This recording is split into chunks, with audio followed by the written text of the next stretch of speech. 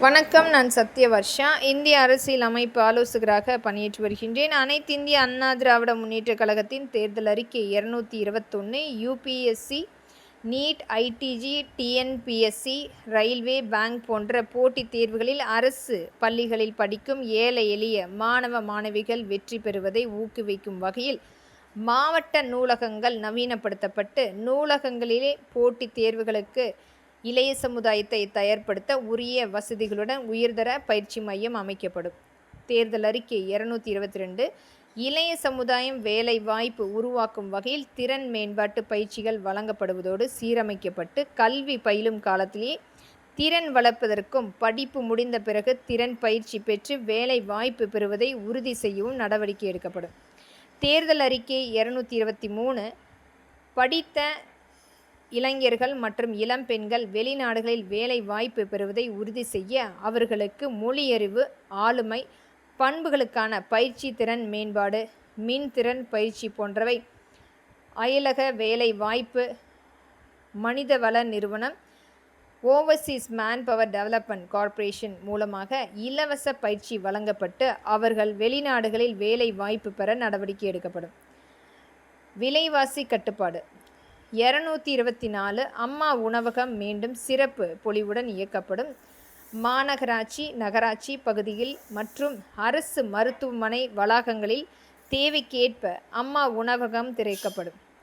தேர்தல் அறிக்கை 225 ஏழை எளிய மக்கள் வீடு கட்டுவதற்கு தேவையான சிமெண்ட், கம்பி, செங்கல், மணல், எம்சாண்ட், ஜல்லி, கிராவல் ஆகிய கட்டுமான பொருட்களின் விலைகளை குறைக்க நடவடிக்கை எடுக்கப்படும்.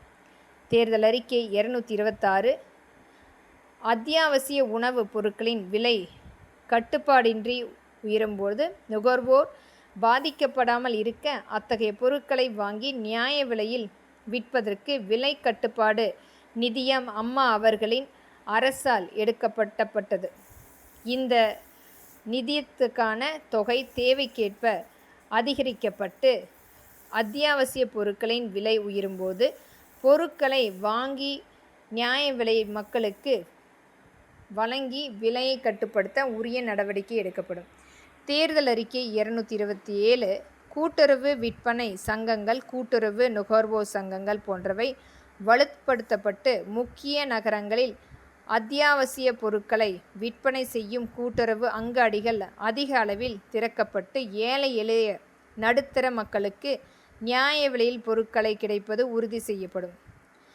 தேர்தல் அறிக்கை 228 மாவட்டந்தோறும் முதியோர் இல்லங்கள் அமைக்கப்படும். தனியார் மற்றும் சமூக பங்களிப்பு திட்ட நிதியில் தொழில் நிறுவனங்கள் முதியோர் இல்லங்களை அமைக்க ஊக்குவிக்கப்படும்.